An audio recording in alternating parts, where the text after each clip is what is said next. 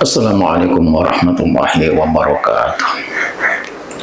Bismillah walhamdulillah wassalatu wassalamu ala rasulillah Muhammad ibn Abdullah wa ala alihi wa sahbihi wa man tabi'ahu wa wala amma ba'd.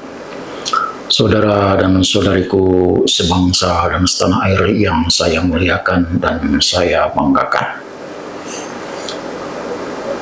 Ada pihak-pihak yang menuduh kepada setiap orang yang mempertanyakan nasab para habib di Indonesia sebagai orang yang tidak menyintai dzurriyyah Rasulullah Sallallahu Alaihi Wasallam. Ini dihembuskan, ini dikembar-gemburkan agar mereka mendapatkan dukungan, agar para habib itu mendapatkan dukungan dari masyarakat, seakan-akan kita yang menanyakan nasabnya para habib itu dianggap sebagai orang yang tidak cinta kepada Rasulullah.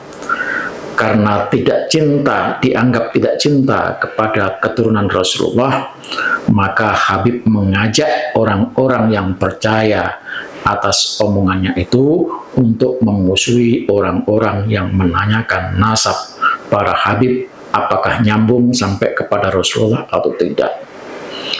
Dengan demikian, sesungguhnya yang memecah belah umat, yang memecah belah para kiai, yang memecah belah masyarakat adalah Habib-Habib itu sendiri.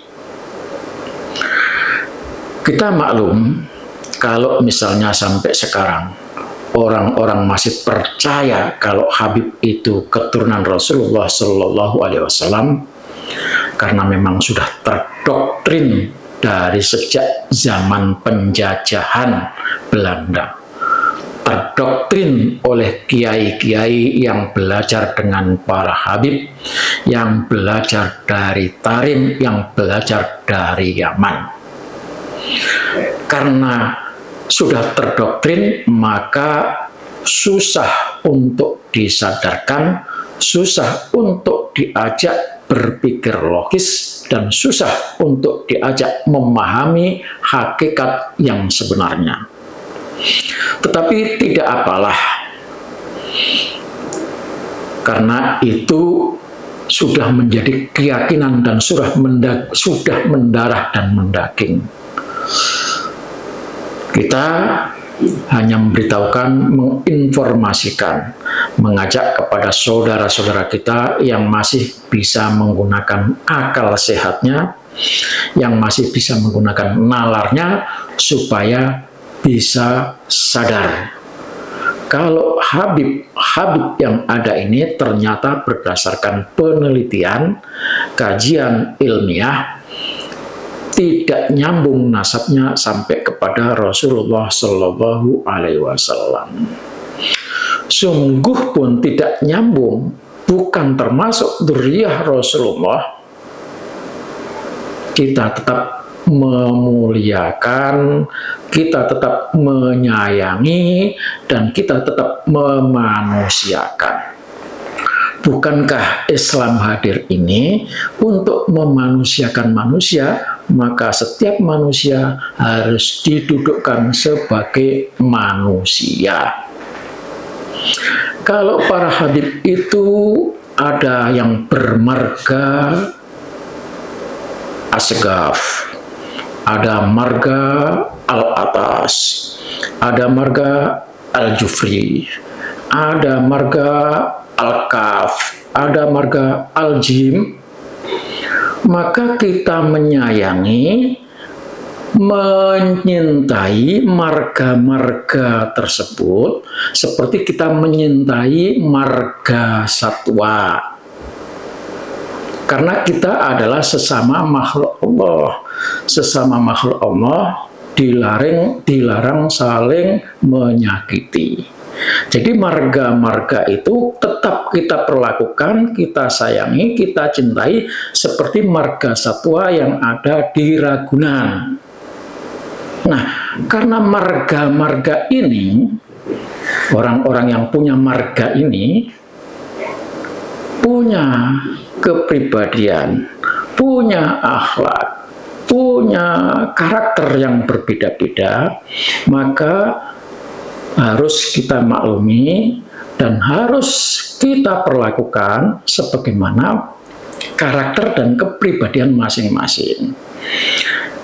Kalau nakal, ya dikasih tahu. Seperti kucing, itu kelihatannya alim, tapi begitu yang punya rumah lengah, ada ikan, ada ayam, langsung digondol. Nah, kalau ada marga yang seperti kucing ini, nakal, ya mesti dikasih pelajaran. Ada binatang namanya anjing. Kalau dia tenang-tenang saja, tidak mengganggu, ya kita sayangi. Tapi kalau mengganggu orang, sudah teriak-teriak, ya kita kandangi. Gitu. Di kandang masih menggonggong, dilempari tulang atau daging supaya diam. Nah, itulah arti memanusiakan marga satwa. Nah, kalau manusia tentu dimanusiakan. Manusia maunya apa? Teriak-teriak minta duit, panggil kasih duit. Tapi kalau sudah keterlaluan, ya mesti dikasih pelajaran. Jadi saudara-saudara sekalian, tidak ada satu orang pun yang membenci kepada Habib, apalagi dzurriyyah Rasulullah Shallallahu Alaihi Wasallam. Ada yang mengatakan, diplesetkan, orang yang menanyakan Habib nasabnya betul atau tidak nyampe kepada Rasulullah, lalu dituduh dengan kata-kata, orang ini tidak percaya kalau di Indonesia ada keturunan Rasulullah. Ini kan mencari-cari. Kita tidak pernah mengatakan kalau di Indonesia ini tidak ada dzurriyyah Rasulullah. Sangat banyak dzurriyyah Rasulullah yang ada di Indonesia ini. Wabil khusus adalah keturunan Wali Songo. Tetapi kalau Habib, ya nanti dulu, karena ini berdasarkan kajian ilmiah, dia bukan keturunan Rasulullah.